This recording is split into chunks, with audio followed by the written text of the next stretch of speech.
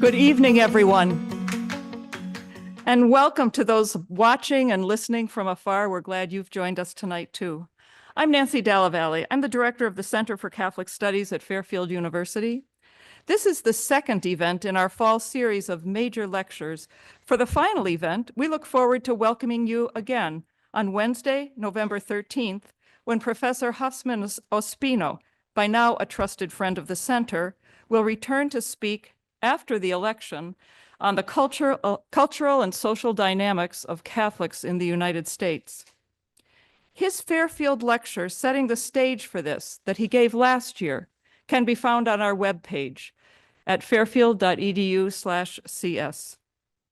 So I'm happy to welcome you to this space where we think aloud about all things Catholic. Tonight's lecture will address an issue that is close to home as we think about the shape and value of the Catholic education we offer at the post-secondary level. At Fairfield University, this slices across our Jesuit identity to reach out to our sister Catholic college in Fairfield, Sacred Heart University, and indeed several faculty from their strong Catholic Studies program have joined us this evening. Widening the circle, tonight's speaker comes to us from San Antonio, where he teaches at the well-known and highly respected St. Mary's University, a school that was founded by the Society of Mary. He is here to talk about the value of Catholic higher education with a perspective that is certainly shaped by St. Mary's context in South Texas as a primarily Hispanic-serving institution. To introduce our speaker this evening, we are privileged to welcome Professor Daniel A. Roeber, the Chair of Catholic Studies at Sacred Heart, to begin our program.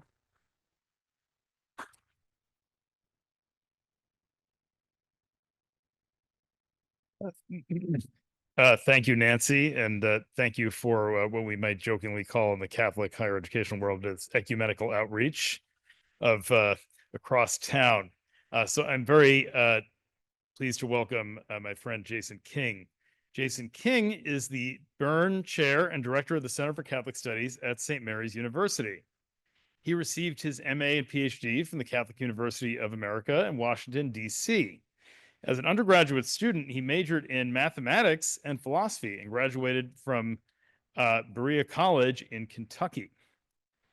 Professor King is the co-author of The Green Mr. Rogers, Environmentalism in Mr. Rogers' Neighborhood, and the co-editor of Love, Sex, and Families, Catholic Perspectives, which won the 2021 Association of Catholic Publishers First Place Award in Theology, and the 2021 Catholic Media Association First Place Award in Marriage and Family Living. In 2017, he published Faith with Benefits, Hookup Culture on Catholic Campuses. And in 2016, the award-winning God Has Begun a Great Work in Us. Recognized as an outstanding teacher, King has served as a board or committee member for the Catholic Theological Ethics in the World Church Network, the College Theology Society, of which he is currently president-elect, and I'm happy to serve on the board with him of that, and the Society of Christian Ethics. He currently serves as editor emeritus for the Journal of Moral Theology. Tonight, he will speak on his most recent work, which tracks the effectiveness of Catholic higher education.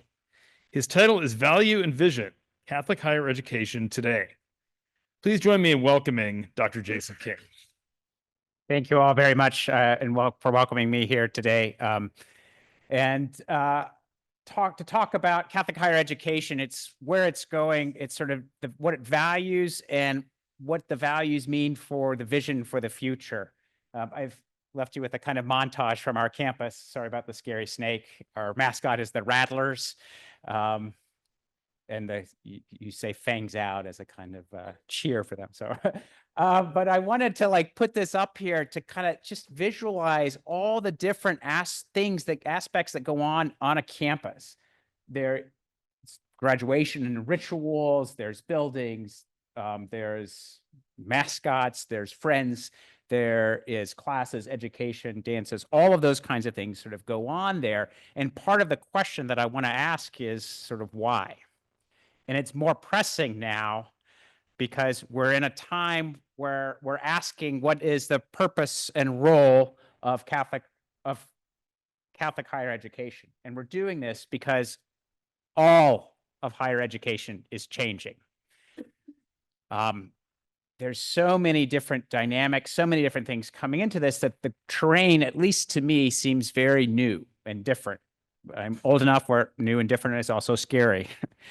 So let me start with a little story to sort of at least highlight some of those differences. So my grandfather did not go to college. When he was served in the Pacific during sort of World War II, came out, started working at a bank. And by the time he retired, with just a high school degree, he was vice president of a bank. What can you do today at a bank with a high school degree? That's right, nothing. Is so limited at what you can sort of do. My grandmother, on my father's side, didn't get a college degree, opened up a women's fashion store in rural Kentucky and managed it for many, many years till she retired and sold it. You didn't have to go to college.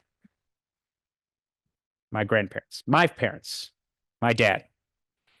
My dad, we grew up in Kentucky, and he spent a few summers harvesting tobacco, really back-baking work. And his conclusion was that he wanted to go to college. He could work in the summers and then pay for all of his college education that way. Sounds rosy, and there was many good aspects of it, but I also want to qualify this with one point. My mom also went to college. They met in college. She went there to study math and was told women don't study math. She ended up majoring in business, and actually at the beginning of the introduction of computers into the business world. But still, college was a little bit different. Not everyone was expected to go. Some more people started going in the 1960s. You could afford it. There was public investment in it. By the time I went to college, it was a little bit different. I had scholarships. I had to work, but I wasn't going into debt. I got to do a lot of things on campus. I majored in math and philosophy, and then went on to do theology. But I played sports, traveled abroad, participated in lectures and all sorts of activities. It was a wonderful experience. My wife did the same thing. Went to college, worked, spent a year abroad in Rome, came out, a little bit of debt, but not much. Right now, I've got 2 kids in college, another one coming on the way. They worked hard, got scholarships, got funding, and loans and debt. And the option for them was not to go to college. This was the expectation. They felt like they needed to go. And they worked hard, did everything right, got in there, was having a wonderful sort of experience, but still struggling to do that. So that's just the course of like 4 generations, real quick. And you start to see from not needing it to absolutely needing it, to not only needing it, but having to go into debt for it. Let me say a few things about the stuff that's changing. I don't want to spend too much time on this, but I want to sort of note all of the factors. There's more than this, but these are the ones that I think are some of the more important ones. There's huge demographic changes that are coming. There's a coming decline in the number of 18 to 21-year-olds from the middle to upper class, which is the ones that oftentimes went to colleges and paid for colleges. Those numbers are declining. Population seems to be shifting a little bit from the Northeast to the Southwest. Cost is going up. There used to be lots of investment from the state and federal level. Some of this is declining too. But also the expectation, the services that are provided on college campuses have expanded, the needs for those. The expectations are there. How many people, your parents just assumed, or you assumed that you were just going to college? This was the next step. Yeah, when I graduated from high school, there was people that weren't going to college, and I was surprised to find that that was an option. So even back then, this was this expectation. This is just the next phase in life, those expectations that are there. The economy is a little bit different. We're not a agricultural economy, not much of an industrial economy. We're much more of a knowledge economy. And to make it a knowledge economy, you got to have an education.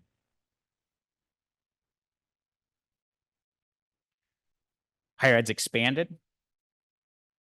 More first gen, more lower income, different school districts, different preparation levels. It causes adjustments in curriculum. Cultural shifts on campus. Technology's changed, accelerated after COVID. Zoom, learning management systems, all of those pieces have sort of shifted how we deliver, how we interact with students. And the onset of AI is, I think we don't quite know what's going to happen, but something is big going to happen. And then people's suspicion of institutions in general, and higher education is one of these. We're a little bit more wary, a little bit more cautious.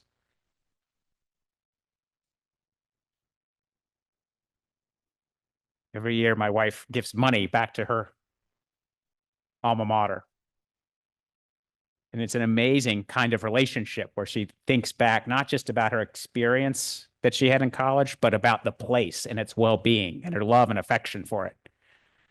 And it's a lovely thing, right? But that kind of love that we might have for institutions, we seem very hesitant to give these days. So all of this is changing, and we're raising questions about what is the value? What's the purpose? How are we going to continue to be an educational institution, much less a Catholic institution, in the midst of all of these changes? Well, one of the things that's happening in the midst of this fluctuation, when you're trying to figure out the value of higher education, is a focus on money, on a return on investment. How much does it cost? Is it going to get you a job? Is it going to get you a job that pays well?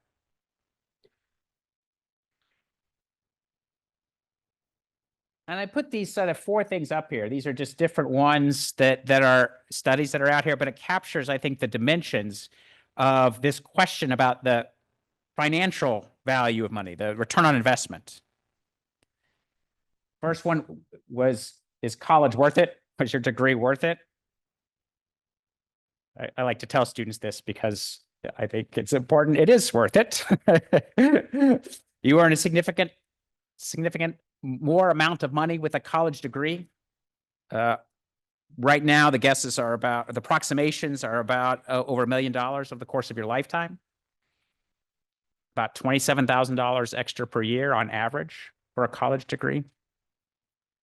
It does more than this too. You're less likely to get laid off. You're less likely to be unemployed. You're more likely to be healthier, and part of this seems to be connected to medical coverage. You're more likely to have retirement. There's also a longevity to your career that college provides. They do caveat it a bit. As the costs of college go up, that those margins of value sort of decrease. But it's still there. And they're asking this question, though, is it worth it? And by worth it, is it valuable? By valuable, they mean you're going to make money. The other two, if you want to ask those questions, the Bureau of Labor Statistics has any number of stats on how much money you make per major per job. So you can go on there and it's just report after report on all these sort of pieces. The Financial Value Transparency and Gainful Employment Reporting and Complete List, which is a very wordy name, came out in response to for-profit universities that were taking people's monies but not delivering outcomes. But now it's going to be expanded. It looks like the expansion will start maybe in the spring. It was supposed to start this fall, but now it looks like the spring. It might get delayed again. But basically what it means is every college everywhere, public or private, will have to sign a value number to their major. And it has to be publicly visible. So you can imagine if you go to your departmental website, they'll put a number up there and it'll tell you, are you going to get a job? What's the chance that you get a job? And what's the amount of money that you're going to make? And they'll give a score. sort of be able to sort of score those across the board to try to make sure, right, that people are making informed decisions with their money and their debt. Right. That's a lot, right? And you start to see this value on money, which is important. I don't want to deny that, but something is missing. And if you're at a Catholic school, definitely something is missing. And you can kind of feel this, I think, a little bit. Let me just run through a few examples. I do. See if I can get you all to participate for just a second. You go to high school, what comes after high school? College. What happens after college? Grad school. That's a new one. After grad school. It is true. After grad school. Work. Good. Get a job. After your job. Retirement. Yeah, that's good. Actually, a lot of my students would say, oh, you die. So that's a big gap in there, right? Like grad school, job, 25, and then your retirement. There's like 30 years, 40 years, 50 years sometimes, yeah, where there's a kind of question mark about what we're doing and why we're doing it that we don't quite have an answer to in that sort of pattern. I had this wonderful student once who's delightful. I had in her it was her last final for a college career. She had like, 110% in my class. And of course, she was still working on her final after everyone had left. Didn't like, she could have gotten 0 and still made 100 on this, but she was writing everything. Wonderful, delightful. She turned it in. And I'm like, oh, how's it going? Are you done? She goes, yeah, I'm done. I'm done. I don't know what to do now.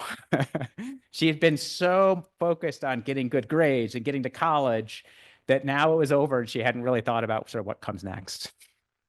But you can feel this, like she felt she was smart. She felt that sort of piece of things that are sort of going on there. I think I can't get this out of my mind too. So the liberal arts, right, are often billed as this education that doesn't get you a job. But always be careful with the rankings. But the U.S. News and World Report rankings came out. You know what the top 10 best liberal arts schools are? There's 2 types of schools on this list. Wealthy schools with wealthy students,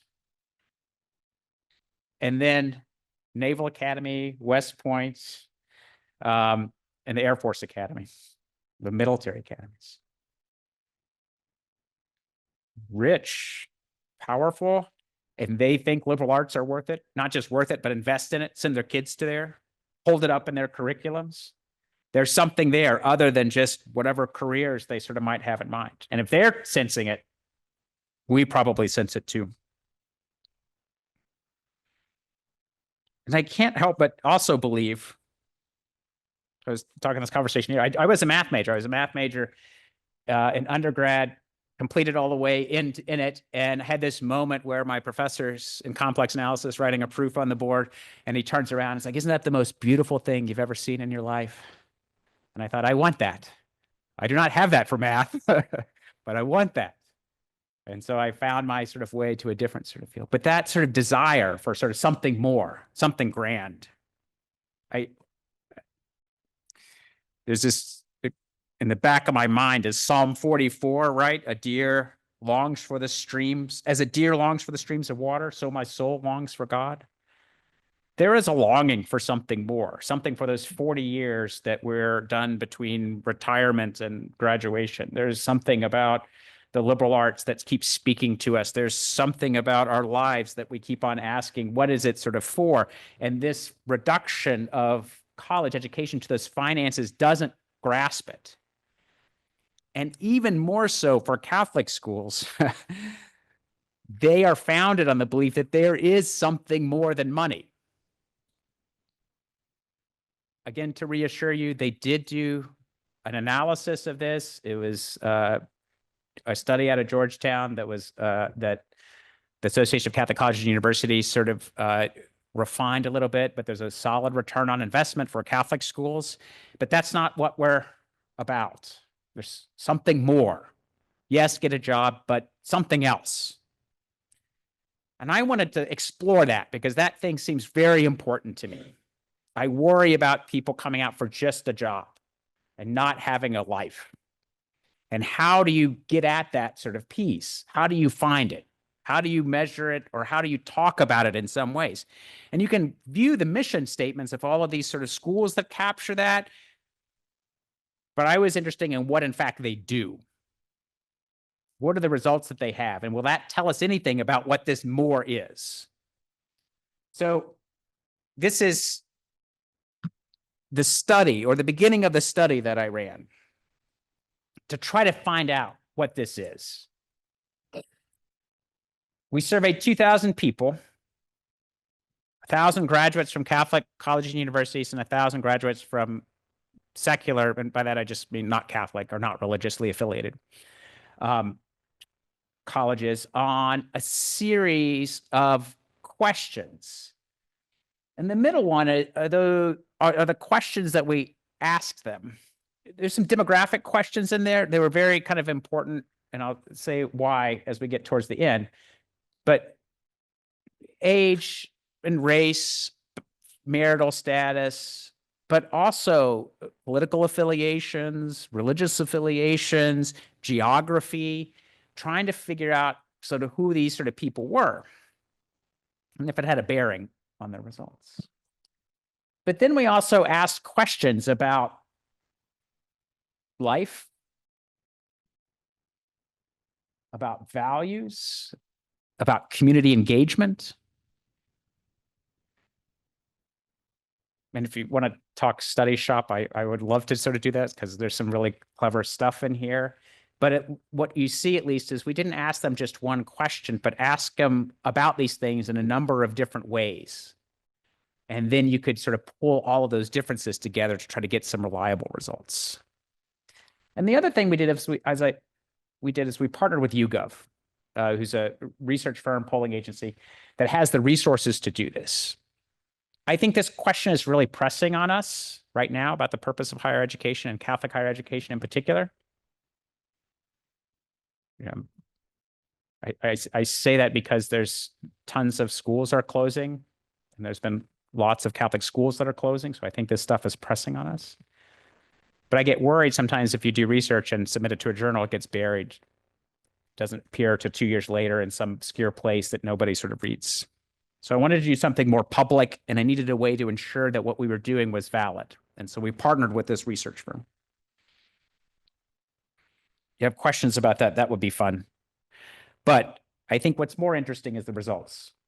Here's an overview, and I'm going to break these down in just a second, so you don't have to copy all of these things or try to memorize all of those things. When you do a study, you don't know the results, right? And if it's a real study, you really don't know the results. And we were trying to find out if there's any difference, hopefully positive, with graduates of Catholic schools from non-Catholic schools. And we found across the board that there were positive sort of results. These are the most significant ones. I want to group them into 3 areas: meaningful life, community engagement, and ethical decision-making. So those are the 3 I want to break down. And all of these things, graduates from Catholic schools come out ahead. So let me do the first one.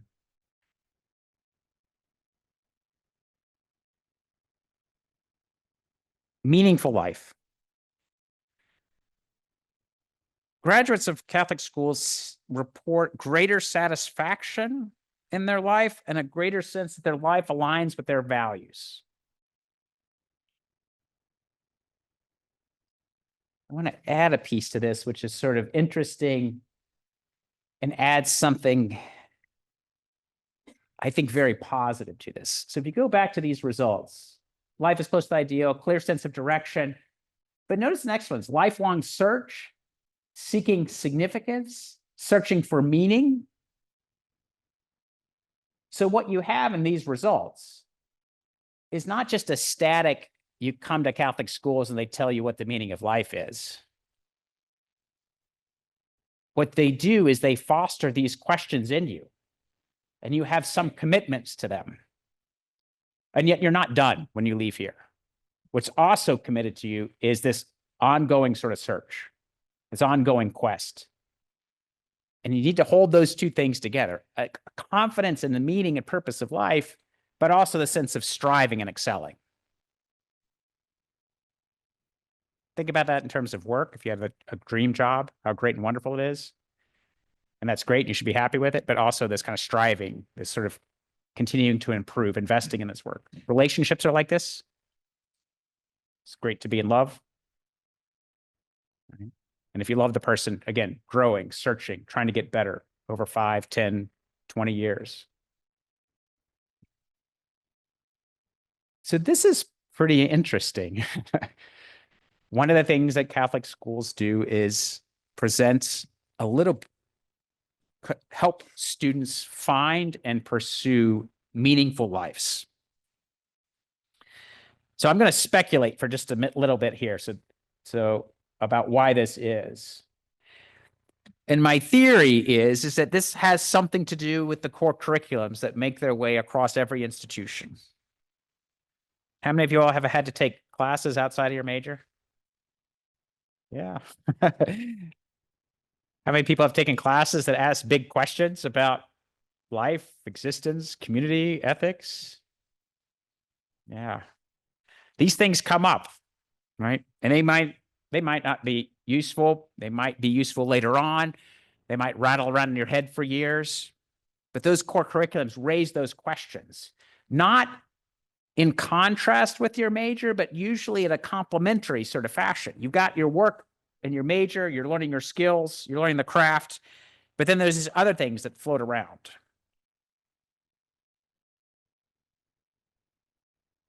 I'll mention, for me, Viktor Frankl's Man's Search for Meaning. If you've ever read this book, it's a pretty powerful book. It's a concentration camp survivor, and he asks questions about a sense of meaning and purpose and what this does for survival and thinking about society and thinking about the purpose of existence. I read Stephen Hawking's Brief History of Time.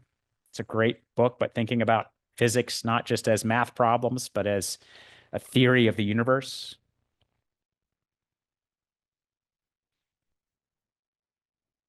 I read The Little Mermaid.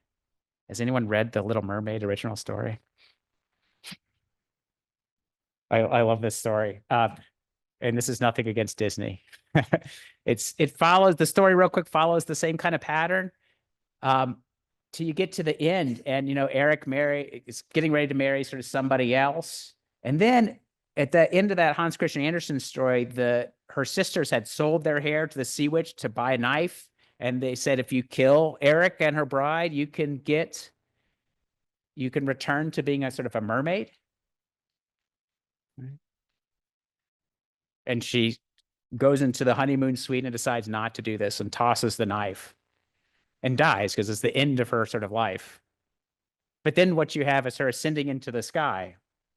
And what you find in this story a little bit is her search, not just for love, but for a love that endures. And what you discover in that story is you get this not only from people loving you, but you also loving other people. It's a great story, a little different than Disney. And this was like thinking about these big pictures about what was going on in the meaning of life. I'll say two things about classes that come along. I don't know if you have them here. There's usually Catholic schools have classes in marriage and family.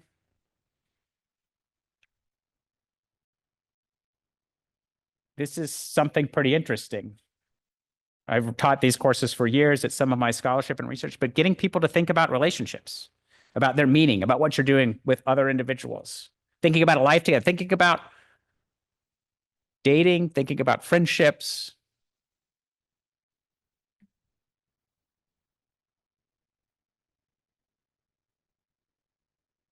What seems to be the most significant factor at keeping marriages together? Communication. How you talk to one another, how you think about them. Introducing that in this sort of course is pretty interesting. And students, I found they care a lot about their relationships and want to think about them because it's not just something that affects them now, but they want to figure out how it fits into their lives. I do a course called Aliens, Heroes, Monsters, and Jesus. I don't know if there's any science fiction, fantasy people in here. None? No. Okay, a few. Um, but there's these amazing stories that build worlds and kind of ask you how to live in them. I'll tell you one quick one. If you've ever read the graphic novel Kingdom Come, it's about your classic superheroes that are coming out of retirement to bring these new superheroes into line, and they end up fighting each other, and a big war is coming, and the destruction of the earth is there, and they have to find some way to reconcile. And it turns out that Shazam saves them, sacrificing himself. Shazam, who is both man and God. And it's this interesting kind of reflection upon how you sort of heal divisions. So I just say that on those core curriculums, I mean, you may not have those classes or those experiences, but core curriculum introduces you to those kinds of things that foster a reflection upon what you're doing with your life. Where is it going? How do things fit together? What do you value? And will you live according to those values?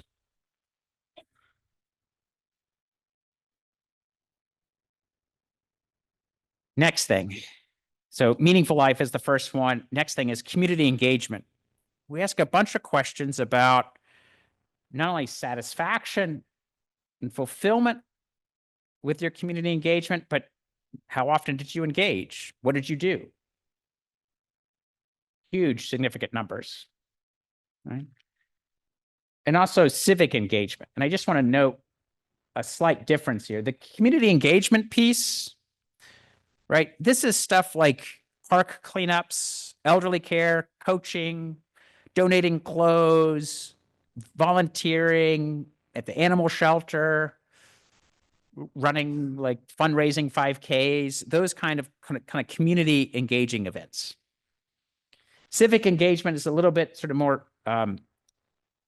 political, doesn't always mean campaign politics, but in the sense of like voting, signing a petition, calling up your congressman's office or congresswoman's office, reading a book about politics, donating money, donating blood, stuff like that, that really is kind of engaging in civic society. And what you find, right, they're not only more happy, Catholic graduates are not only more happy with this, but they do it sort of more often.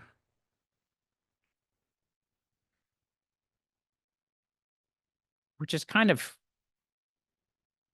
I think, really telling. It's not that only Catholics volunteer or only people at Catholic schools volunteer or do service or engage. Everybody can do it, and there's nothing distinctively religious about it, right? Voting, running a 5K, picking up a garden, picking up trash to clean up a garden, right? But what you find is that if you are religious, or if it's a religious institution, the expectation is that you do more of it. The thing that makes it religious is the more. And notice, again, to put these three things together, this engagement also makes people more fulfilled and happy.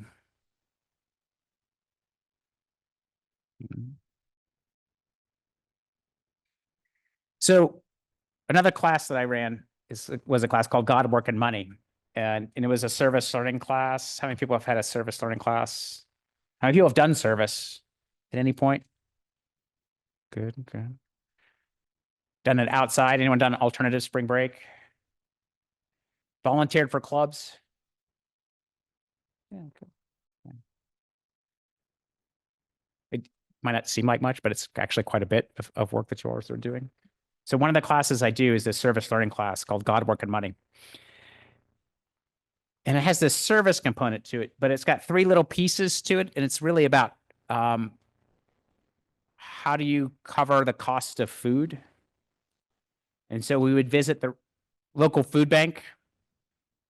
Most counties and most cities have their own food bank. It usually draws funds from the state, sometimes from the federal level, but a lot of local donations. And what they do is they kind of gather in sort of resources, sort stuff out, but then they send them out to distribution sites. So I had the students visit the food bank, and then these distribution sites, many of which are churches, Catholic churches, Lutheran churches, all different kinds of sort of churches sort of around the area. And they would have like on a Saturday or a Wednesday, a distribution of food out to the area. And they'd volunteer at one of those. And then we'd go to a farmer. We had a local farmer, grew mostly corn and a few other things. And he would always quarter off an acre of his land that would just plant a bunch of things that he would then donate to the food bank or donate to the distribution sites, because vegetables are very hard to keep. So they usually aren't taken by the food bank. You have to send them directly to the distribution site. And the students would go out and pick these things: squash, tomatoes, cucumbers, corn, and distribute them out. And the idea was to try to see how all of these players work together in order to sort of address the need of hunger, and think about how the work can be collaborative, cooperative, and productive all at the same time. I'd like to take credit for that, but it comes from like working with the Office of Community Engagement. It comes talking to students about what they're interested in. It comes from the local individuals working together. And if you think about that, I wager this is a much more kind of typical sort of experience, that on Catholic campuses, like most campuses, there's service, but on Catholic campuses, you have more of it. All right. Third one. First one, meaningful life. Second one, community engagement. Third one is probably the most significant one, is ethical decision-making. So this is interesting. So if I ask you if you're ethical, what would you say? Yeah, everybody's ethical. If you ask on a survey, are you ethical? What's the right answer? Yes. So we couldn't ask them, are you ethical? Are you ethical in your decision makings? We had to find some way to sort of figure out how they valued principles and how they applied them, or how important they thought these principles were. So we asked them a series of questions about different things that people use to make ethical decisions. Do you factor in people's emotions when making a decision? How important is making sure everyone is treated fairly? Does it bother you if people are not, how much does it bother you if people are not patriotic? These are not the exact questions, by the way, but these are the kinds of things that we're trying to get at. Should you respect authority in making decisions? Is purity important? Should you care for the weak? How important is to be attentive to the needs of the vulnerable? How important is loyalty, tradition, disgust? And try to sort of tease out different ethical principles that people employ. We even ask them how important math was for their decisions. And part of this was not about math, as much as I like math. Part of it was to make sure that they were thinking through questions and not just answering, yes, important, but had to sort of walk them through. So some guards on this. And what you find is that when they talk about how important principles are in general, regardless of what the principles are, Catholics say these are really extremely important. You should really hold to your principles when making these decisions. They thought, as I took it, they wanted to think through things and then make sure they applied them consistently to what they were doing. Again, speculating on this, I think it's because Catholic schools draw from a tradition, Catholic social tradition, that has this long reflection upon applied ethics. You get this cashing out in discussions of family and politics and the economy. We have specific fields of bioethics, healthcare ethics, business ethics. And these things oftentimes get embedded in the particular majors. I'd be curious what it is here, but we have a law school at St. Mary's, and they have to do they have to do practicums, and they have the main practicum they have now is dealing with housing laws for our campus. You can do anything for your practicum, and this is what the sort of law school is committed to, trying to figure out property rights, property deeds, especially as property oftentimes gets handed from family member to family member, even if deeds aren't sort of transferred. So it really is trying to deal with something about justice. And this is how they sort of shape and mold the lawyers that they have. As a matter of fact, the center that runs their practicums is called the Center for Legal and Social Justice. This is what the kind of lawyers that they want to produce. And I think that's pretty widespread.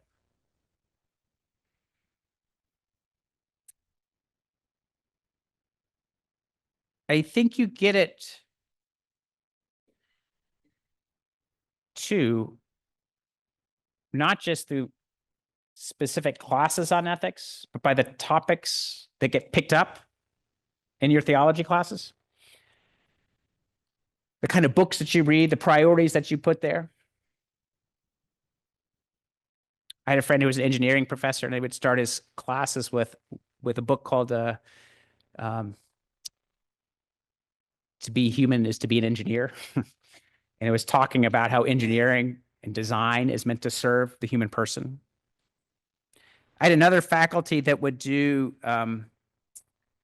snippets from, is a biology faculty, snippets from The Emperor of Maladies, which is a book on cancer, and the Immortal Life of Henrietta Lacks, about the kind of ethical issues that came out in treatment of these diseases and the treatment of minorities in the scientific field.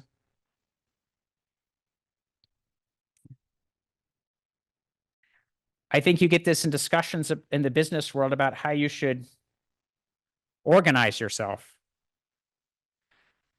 One of my friends in management told me about the chicken experiment. Has anyone heard about this one?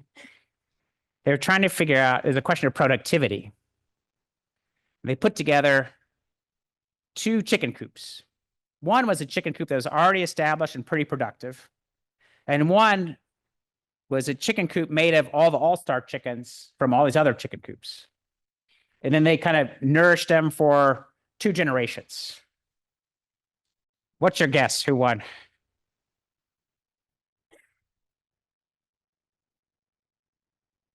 The community or the all-star? No, they lost. Yeah, I know. Community. You know how bad they lost? Yeah, they ended up pecking each other to death. So they were all dead by the end of the 3rd generation. The other community, the chicken coop that was getting along, was super productive afterwards. And this is exactly why he uses this experiment, right? And if you think, I mean, you could translate this to sports or to orchestras. Like when you get all-stars together, it's hard to manage all of these sort of individuals. And you need something closer to collaboration and cooperation. And for him, this was like this introduction to business ethics. How do you sort of treat your individuals? Thanks. But it's examples like that or books like that that come in to sort of shape not just the technical piece of your field, but how you vision and understand your work.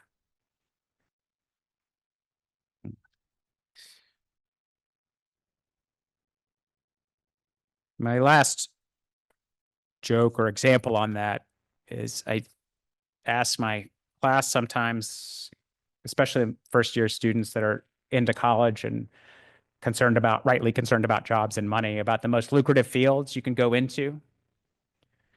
And the 3 most lucrative fields globally: arms trade, drug trade, flesh trade. I'm like, we don't offer any majors in those. And as a matter of fact, none of you are interested in that. Which tells you something, not just that you want to make money and have a job, but you want to make it in a certain way. And the college here teaches you sort of those dynamics. So you start to put these things together, I think, and you get a vision of Catholic higher education's more.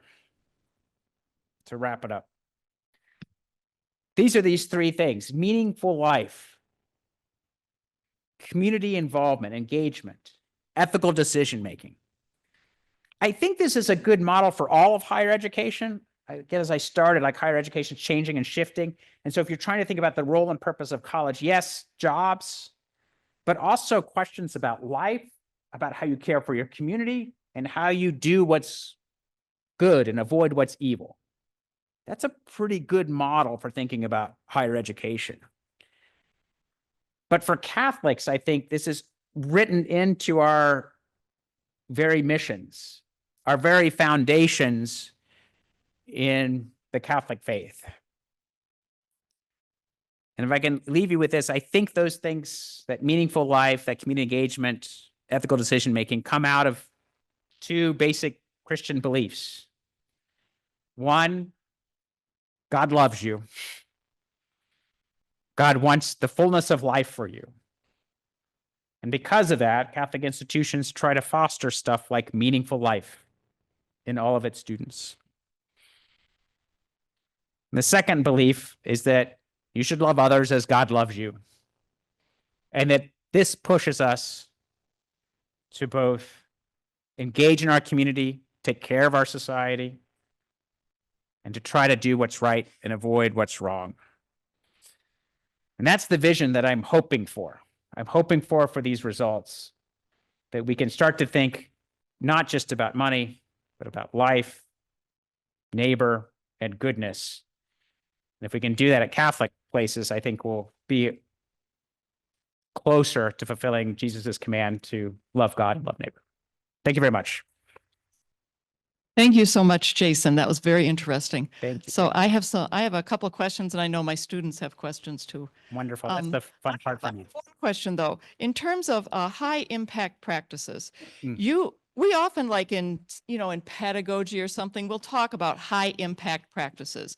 And I was noticing when you started talking about the purpose of life, you talked about big ideas that have legs. You had that wonderful slide with all those arrows, these Yeah. you want to say that it's not just meaning now, but there's a vectoral quality. It draws you forward, it draws you toward particular things. It shapes your desires, we might say. Yeah. When I hear from, from the educational literature about high impact practices, some of them are like service learning, engagement in the community, but they are rarely about big ideas. Can you talk to me a little bit about that and kind of where you started by saying, the humanities matter here. Yeah. And so can you save us here at the end? Yeah.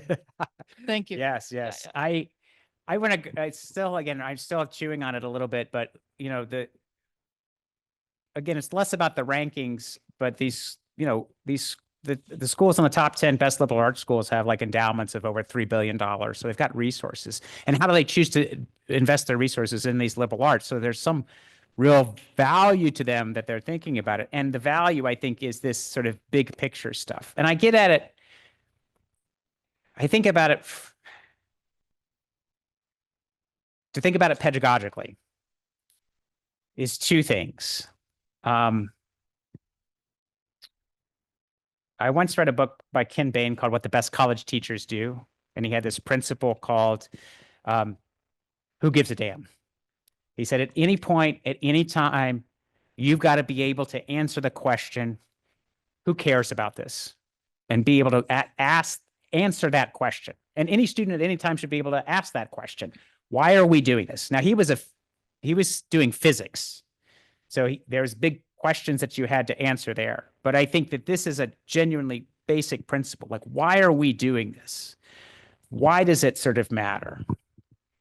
And if you can't answer that as a teacher, then you're going to lose students, and I think rightfully so. So I think that's the one thing to get there. During COVID, my youngest son, all my kids were home doing high school. My youngest son, I was listening in on him, and he was in 8th grade, had to do a report on what he wanted to do for his life, 8th grade. And I'm listening to this go around, and he said, I want to be a forensic economist. Like he's talking into his computer, right? Forensic economist.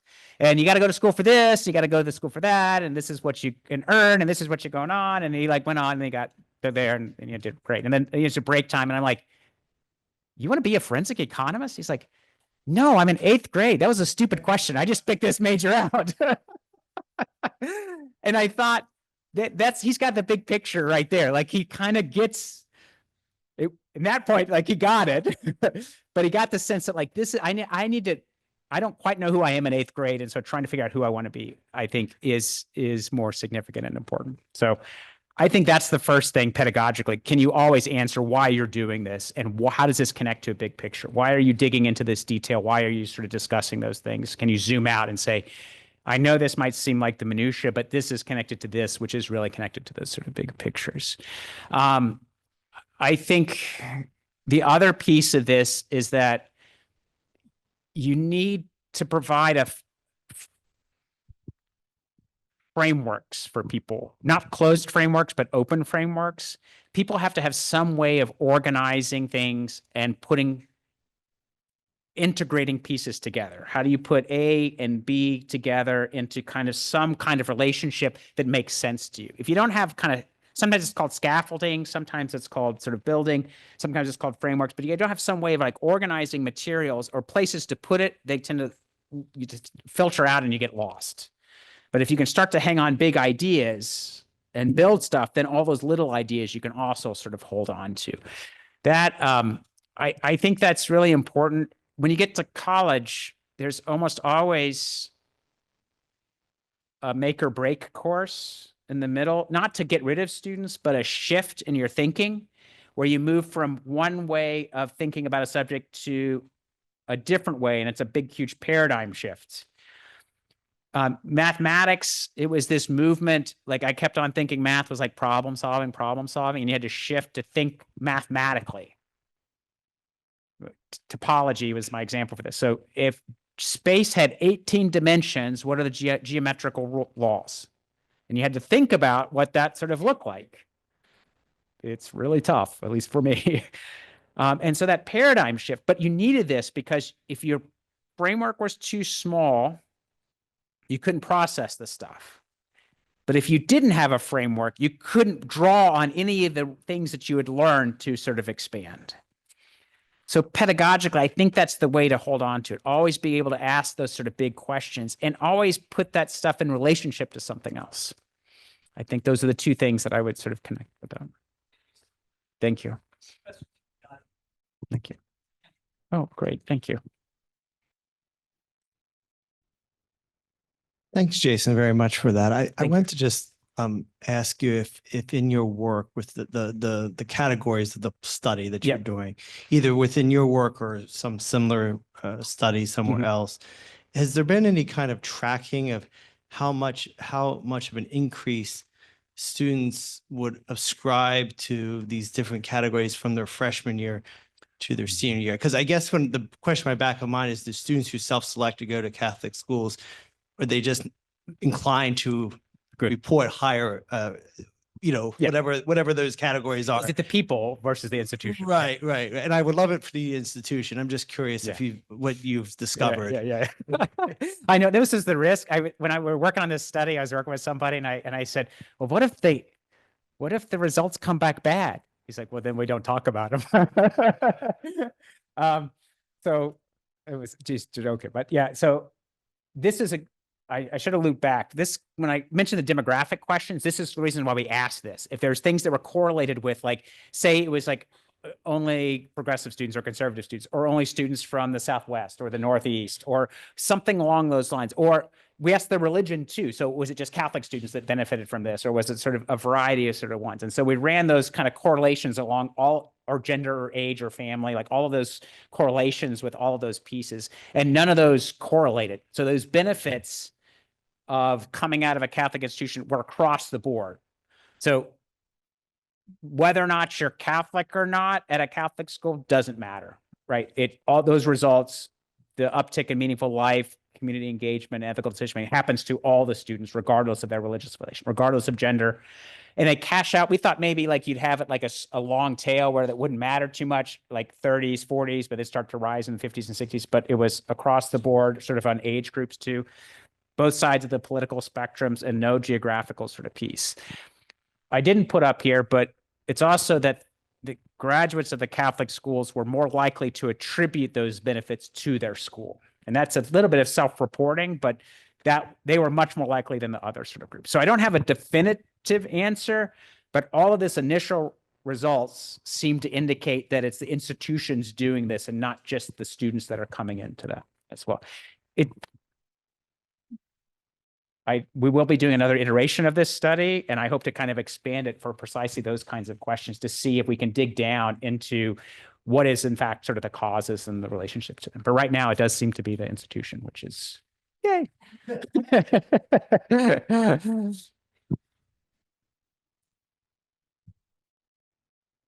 Oh, the all-star question. Thank you again. Thank you. So I understand that in the study there was a lot of like positive gains for going to like a Catholic institution, but did you find any positives like from people who had gone to non-religiously affiliated institutions? Like were people like at say like, you know, a Syracuse University reporting higher like career satisfaction, maybe like in some other form that wasn't like life satisfaction? Yeah. The financial outcomes we didn't look at. There's been tons of study on that, and they break down on different areas, public versus private, and then with the private school is Catholic and one. So there's some differences there, although they come out Catholic schools come out pretty strong on those. So it wasn't that like someone that went to Syracuse had a bad life or bad ethics. It was just that when you're looking at these, that the Catholics were more satisfied or more engaged or more committed to their principles than the other ones. So that would be the way to sort of do, not like good, bad, but more and less, I would put that.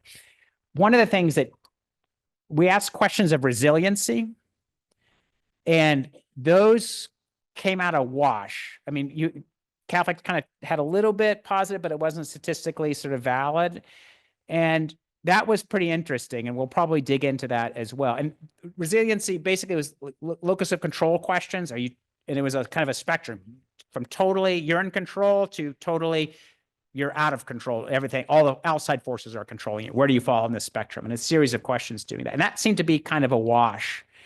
We had like one or two people provide feedback and say, look, for Catholics, there should be like, you know, a place to say God's in there helping me out. So maybe that was it, but we didn't find any kind of differences. The resiliency question seemed to be flat or not statistically relevant. So that would be the one that's there. So yeah, again, good people at all schools, but great question. My question is, because the results from the Catholic graduates seem to be more positive, are you hoping that the results of the study will like encourage more people to attend Catholic colleges? Like, what are you like hoping to see from? Good. That's a great question. My school is definitely hoping that more students come to St. Mary's. I am hoping at one level that people look at Catholic schools and look at them as an option. I think my biggest goal, and this is part of the reasons why I went public, is to get people to think about what is the purpose of college? Why are we going to it, especially in rising costs? But I think it was such a powerful experience for me and my wife. My daughter's about ready to graduate. It's been a powerful experience for her. And I've seen it like all of I've had tons of students that I stay in touch with. It was a powerful experience for them. And I want that to be part of the discussion when people are thinking about colleges. And I worry two things about the money, and it's really important, but I worry that the money factor takes over and you can't think about anything else other than the debt I'm accruing,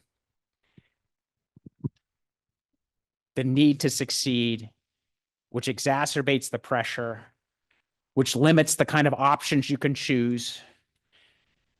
which makes you also feel like if your parents are contributing, like you need to live up to their expectations. And it makes for an educational environment that's not very broad, but very tense and very constrained.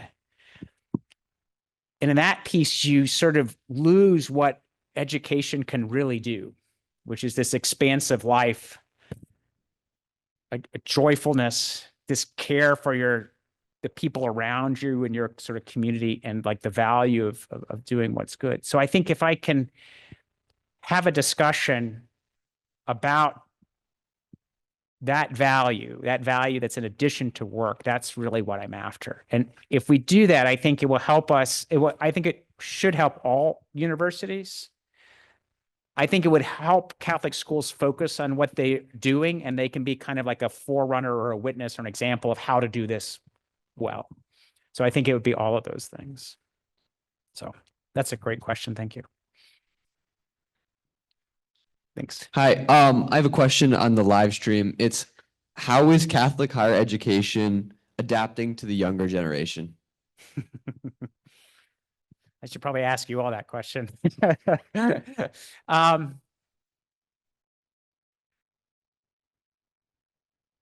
Yeah, it's a good question. I think everybody's kind of like off. I don't know. When I was a kid, I played this game where we go to the pool and line up our rafts, and you try to run across the pool on the rafts, and you'd always like fall in. And I feel like that's what we're doing these days. Everything seems to be sort of shifting, and everybody's kind of trying sort of new things. And so I would say, like, right now, what I know of Catholic schools, which is not your high-end ones, but your ones that kind of serve. By high end, I mean like high prestige. I'm thinking like Notre Dame or Boston College, good places, but I'm usually places like this and places where I've taught, that the people here and the works are trying to sort of respond to that in a way that's important, but they don't have any of the answers about what to do. And so everything seems to be a kind of experiment now.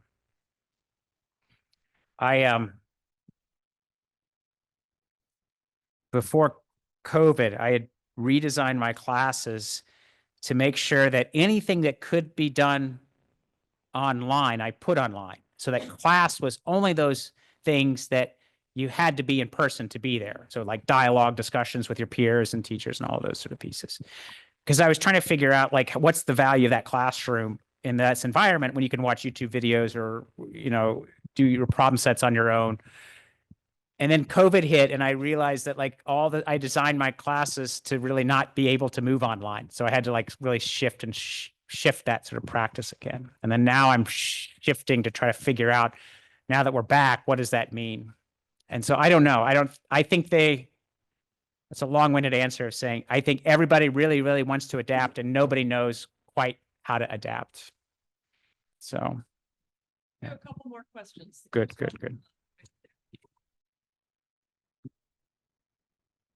So I know you talked about there's something more at liberal arts colleges. So I was just wondering, at St. Mary's, what is your something more that draws students in? So post-graduation, they find their something more? Yeah. That's a great one, because I've got the big categories of meaningful life and community engagement and ethical decisions, but what does it sort of look like in those sort of particular niches? And I think it's really interesting. So before I answer St. Mary's question, I'll answer, I was at St. Vincent College for 20 years beforehand, and it's outside of Pittsburgh, so rural Pennsylvania, northern Appalachia. And it came to hone what it's more as really serving two populations. One, the very local populations that were there, the students that wanted to stay in that area and serve that area. And then strangely, these groups of students from LA, Miami, and New Jersey that found peace in the rural life and wanted to stay there. And so they also serve those students. So in the Benedictine tradition, they have this vow of stability. And I think that's how it got communicated about, they served people that wanted to serve locally sort of here. I had a wonderful student named Q, Quincy was his name, Q. And he was just he came from Miami, he came to play football, had this wonderful education, bought a house after he graduated, became a mailman. And he had all these wonderful stories, hilarious stories about the community and the people that he would serve and people that would talk to him there. And that was, I think, is a good example of that. St. Mary's is 70% Hispanic. And it was founded actually by the Marianists for German immigrants there. And so they established it, and yet they had a downtown one, and then they expanded an office into the west side. Well, the west side turned out to be all of the San Antonio is kind of segregated, white wealthy up top, African Americans on the east side, and Hispanics on the west side. And when they moved on the west side, then all the Hispanic students sort of came in there. And so this became the kind of unofficial sort of mission. It wasn't exclusively Hispanic, but it was their interest in both coming from a Catholic faith, but they're interested in education, they're interested in jobs, they're interested in sort of work. And so what they did was take this kind of family-oriented sort of approach where we're going to take care of you, and then you're going to send your kids here, we're going to take care of them, and you're going to send your grandkids here, and we're going to sort of take care of them. So there's kind of family kind of institution embedded in this community that was sort of here. So they got at it through emphasizing you're working both to make your family proud, but also to take care of your own family there. So I think there's ways that each institution will probably look a little bit differently, and that's probably a good thing. Yeah, thank you. I'm noticing the answer you just gave is a great observation. And speaking as someone who was formed in the Benedictine tradition too, I get it. Yeah. I'm just here with the Jesuits. What happened? I don't know. Things went bad. Everybody works for the Jesuits at some point. Yeah. But I'm just noticing that, and I ask the students to notice that too, because that's a great observation about what draws students to a particular school. So Fairfield has like a regional draw, kind of the tri-state area. It also has a national draw for a variety of things. But what it means to come may be different than what it means for students to come to St. Mary's that's in their community. They don't expect to stay here. They expect they're kind of passing through, that they'll come back fondly for alumni reunions. And I think though that sense of place plays differently at different schools. And I think that might be a reason to reflect a little bit. Now, the other thing you mentioned about that is they come here, their children come here, their children's children come here. Yeah. Schools do that. And of course, this is becoming a liability in terms of legacy. Yes. Yeah. And which I think plays differently when you're at a very high tier school where this means money or admission for students, rather than a school like ours that just emphasizes those alumni relations. Your parents went here, your siblings go here. We know you're going to like it. It's a good fit for you, but also can be, fit can be a tricky word, as you know very well. And so any reflection about that as we kind of close out here about what does it mean for a school to be in a place, and is that shifting in today's economy? Yeah. That's such a great question. Yeah, and the legacy problem comes in, especially when the higher prestige and the fewer seats or admissions that comes in, and so